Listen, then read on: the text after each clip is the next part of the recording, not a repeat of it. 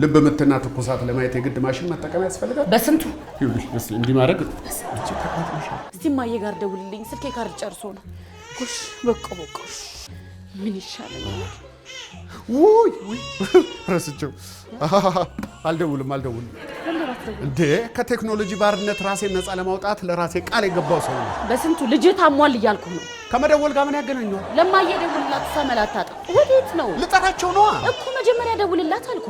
የግድ ስልክ መደወል የለበትም እኮ ሰው ለመጥራት። በስንቱ ገና ያችን መኪና እስክታስነሳ 1 ሰዓት ነው የሚፈጅው። መኪና፣ ማሽን፣ ሌላ ቴክኖሎጂ። አንተ መኪና ቴክኖሎጂ ያውቃታልና አንዴ ሮጥ ብዬ ጠራቸዋለሁ። በስንቱ ልጁ እንደዚህ እያለቀሰ በእግሬ ሄዳለሁ ትላለህ?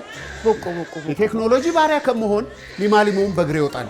በስዬ ነግሬሃለሁ። እና ደውል እንዴ ይኸውልሽ፣ ለሱም ቢሆን ከባርነት ቢያለቅስ ይሻለዋል። በስንቱ ብያለሁ። የምሩ እንዴ?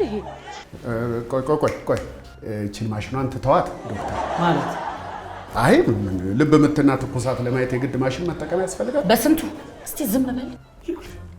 ቴክኖሎጂ ዶክተሩን ጭምር እንዴት እንዳሰነፈ ሁሉ የሚያካብደው። ዶክተሩ ስራውን ይስራበት። አትረብሸው። ልጄን ገና ካሁኑ ከቴክኖሎጂ ባርነት ነፃ ላውጣው ባልኩ ረባሽ ሲሆን እኮ ልጁ ያንቺም ጭምር ነው አይደለም? ልታግዥኝ ይገባ ነበር። በስንቱ እንዴት እንነጋገራለን? ቆይ ዶክተር ለምንድን ነው ለምርመራ ነው እንዴ?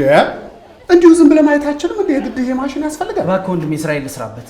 ዝም ብለህ እንዲሁ ማየት አይችልም እንዴ? ያው ትኩሳት ልመለካት። ይኸውልሽ እንዲህ ማድረግ እቺ ተቃጥለሻል። እናደድኩሽ ነው። በስንቱ ሂድ ውጣ።